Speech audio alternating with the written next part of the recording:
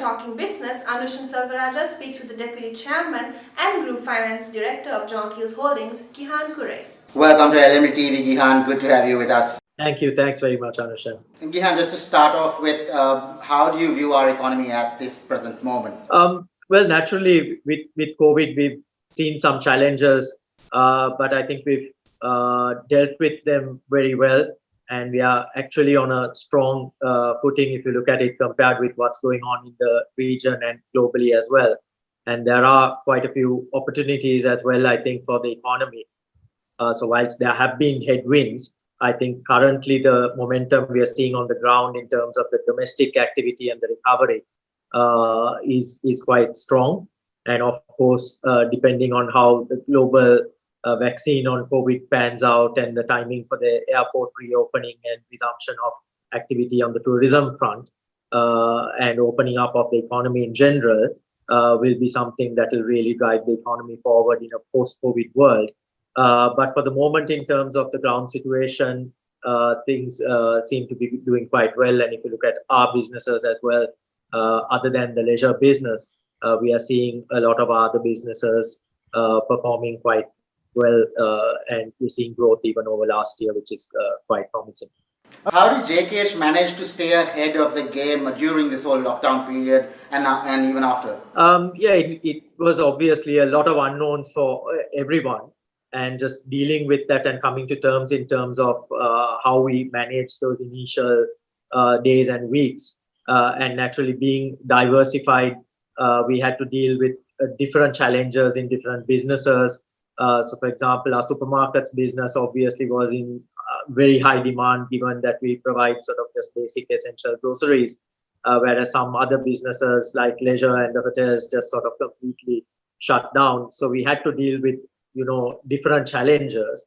But overall, when we looked at things, we took stock very quickly, looked at, realistic worst case plans for all our businesses over the next 12 months. Looked at cash flows and how we plan things, but it wasn't just long-term planning. We just did that to see how we manage our balance sheet and ensure that we had the liquidity. And, it was good to see that all the businesses could sort of manage their affairs, even in that sort of realistic worst case. But you had to have very, very short planning cycles. And we looked at things like weekly dashboards, looked at things like cash war rooms, where we just took action to preserve cash as much as possible, spend control initiatives and so on.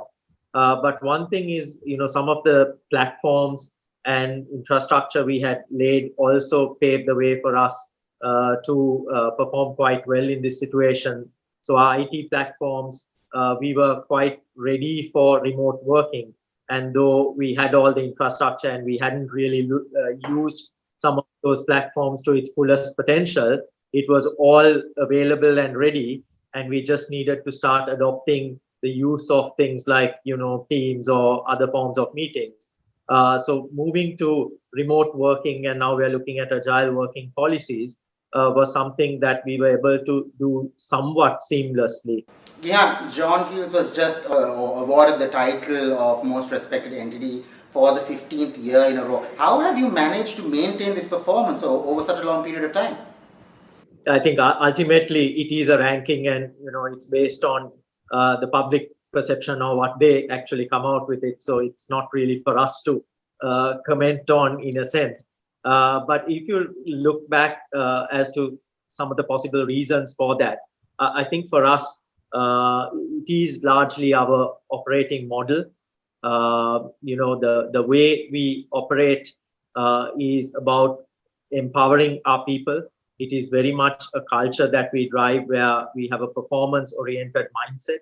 And given that, JKH and the group is a management-led and run organization, it lends itself to really creating that performance-driven culture.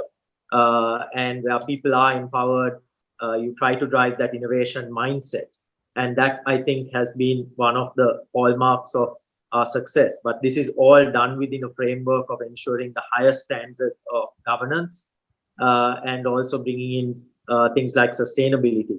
So this year, we actually reached a milestone of 150 years of being in existence amidst all this chaos. But when we look back and reflect, I think it is about, whilst we are a large group, it is about remaining or being relevant at every point of time. And over the years, I think we have reinvented ourselves and tried to be sort of up to date with whatever events that are taking place at a given point of time. And that agility, I think, is something that has kept us ahead of the curve. And if you look at it, we've been involved in pioneering landmark investments over the in the country that has helped transform and shape the country as well. Something like sustainability is now very well entrenched in our system. But we started that journey around 15 years ago. And it's something we have really focused on and built into the KPIs of our teams, and it's truly entrenched. Similarly, we have our social responsibility, the CSR Foundation that we had formed, which has undertaken many landmark projects. Recently, we just concluded one of our village adoption schemes, where again, the focus has been on empowering the villagers and ensuring that they have sustainable livelihoods, where we just completed something in Mullatiu. So I think it's a combination of all these things, possibly, that has helped us to remain as one of the most respected or the most respected entity over the last 15 years. Now, you're also invested heavily in the tourism sector. Yeah, how do you view the tourism, or what is your outlook for the tourism sector? Yeah, the rest of the year will continue to remain somewhat challenging, given the current environment and given the airport closure. With domestic tourism and the free movement of people, we've seen our resorts doing reasonably well, where we have weekend occupancy being very high, weekday occupancy being a little lower. But ultimately, we are seeing that domestic tourism helps sustain the resort hotels. But ultimately, in the longer term, we need the market to open up and foreign arrivals to come in. We are still very bullish. Ultimately, in a post-COVID world, it will depend on the timing of vaccines, and there seems to be a lot of progress on that front globally. But if you look at it and just look at it in a post-COVID world, ultimately the drivers for tourism in the country still remain very promising. And we ultimately attracted, just before the Easter bombings and COVID, we were attracting around 2.3 million tourists into the country. But if you just look at the island of Bali, they will be attracting around 5-6 million tourists. So ultimately, we have lost out in a sense because of the conflict over 30 years, and we haven't fully caught up and realized that potential as yet. So it is one of the lowest hanging fruit for the country, and we remain quite confident and bullish about the prospects for tourism. Though naturally, in the short term, in the immediate term, it will depend on how soon markets can open out. We're going for a short break now. We'll be right back after this.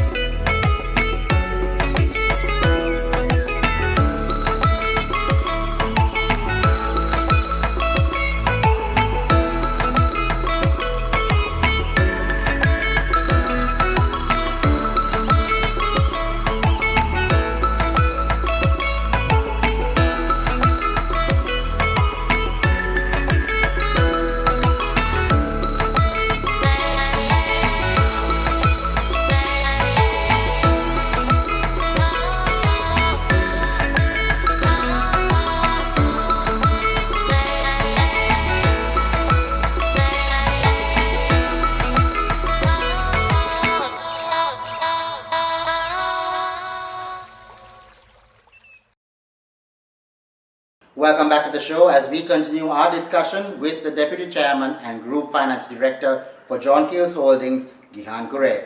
Gihan, the import ban, one would assume that it would have hit diversified holdings much harder as it could be hit from all sides. What is your take on this import ban? Is it the need of the hour? There are certainly the pluses and minuses with that, and ultimately the import ban is in place to ensure stability from a macroeconomic perspective. So we do understand the reasons and need for it. And if you look at it, whilst administratively there are certain burdens that are there, it doesn't directly sort of affect the productive capacity in terms of our businesses. So our projects can continue, and you get the relevant approvals and so on. And a lot of the areas are really more about the non-essential goods and so on. So we do understand the need for it, though naturally it would be good to see this sort of taper off sooner than later. But ultimately it is balancing out the stability of the macroeconomic conditions as well. Let's move on to the SME sector. Now you work quite a bit with this vital sector because for supplies of products and so forth. What is needed to make it fire on all cylinders, especially during this time, Gihan? I think, after a couple of tough years, we've seen things starting to pick up over the last 12 months or so. Obviously, I'm sort of talking of that in a pre-COVID world. We've seen the cost of finance or access to finance also improving. And that is also one of the sort of catalysts as well. I think also just having consistency in policy overall, and this is not just for SMEs, but right across any industry, is something that just helps people plan, having stability in the macroeconomic environment, which is not only about SMEs, but ultimately, like you said, we work with them. So you have the larger businesses working with the SMEs. So it's not that one works without the other. It's an ecosystem, and ultimately having that stability and clarity is something that will help the SMEs as well. How do you expect our economy to perform over the next 12 months? Yeah, I think, as I said earlier, other than tourism, we've seen a lot of our businesses get back to last year's levels, or if not even do better. So the current momentum we are seeing for those businesses is very promising. And as long as the ground situation remains the same, we will continue to see that growth transpiring. We've actually done a lot over the last 2-3 years, Anushan, in terms of investing in our businesses and consolidating in our businesses. So we've sort of rebranded our supermarkets, we've rolled out and almost doubled our footprint over the last 3 years, invested in a new ice cream, impulse ice cream factory, and so on. In many areas, we have our full complement of hotels available because we've refurbished or constructed the new ones. So we are really raring to go in that sense. And, as soon as COVID settles and the market fully opens up, I think a lot of the investments that we've done over the last couple of years will come to fruition. And of course, Cinnamon Life, again, after being in construction over the last 5 years or so, we are now just about to sort of complete that over the next 12 months or so, just about, which would then see us opening out what is a very iconic development and would be something transformational for the city. So we are quite excited about the future, though certainly, there can be some volatility because of the current COVID situation, but ultimately very bullish about the medium to long-term prospects for the group. Liking the optimism, Gihan. Thank you very much for joining us on the show. It was a great pleasure. Thank you. Thanks very much, Anushan. Thank you for having me on the show. After a short break, Ashwini Vethakan will take you through a wrap-up of the local news. Stay tuned.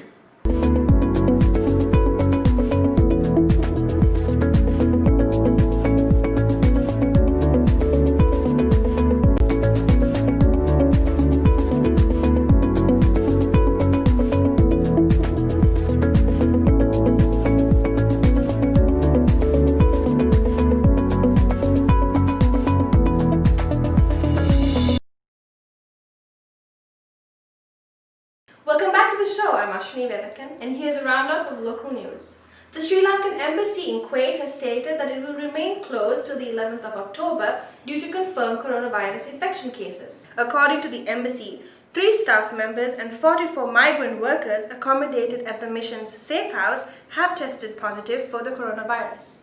On Sunday, the Ministry of Public Services, provincial councils and the local government urged the general public to immediately inform of its inconveniences faced at the state institutions on Mondays, which has now been declared as the public day. According to the ministry, people are severely inconvenienced due to the failure of certain government officers to report to work on Mondays. A high-ranking officer from the ministry states the general public can now report such institutions to the respective ministry in charge or the Ministry of Public Services.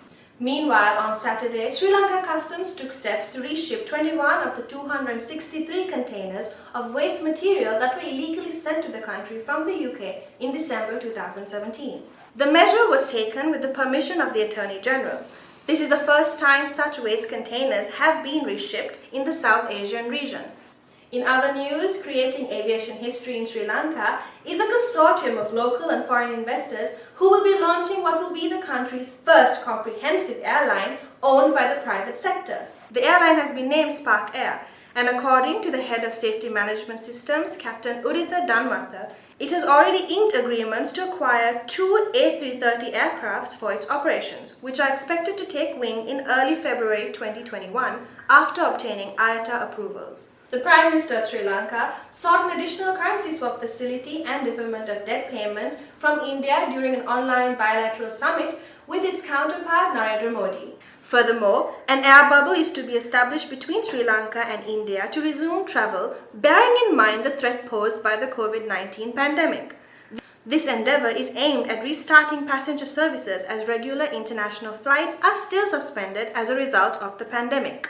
And ending on a more positive note, Sri Lanka's performance earned it the rank of second best of 108 countries in terms of COVID-19 prevention measures, economic recovery and international cooperation when surveyed by the Yikai Research Institute in China. Presently, China is ranked first on the list. That's all we have for you this week. Don't forget to subscribe to our YouTube channel and follow us on Facebook and Twitter. Thank you for watching and stay safe.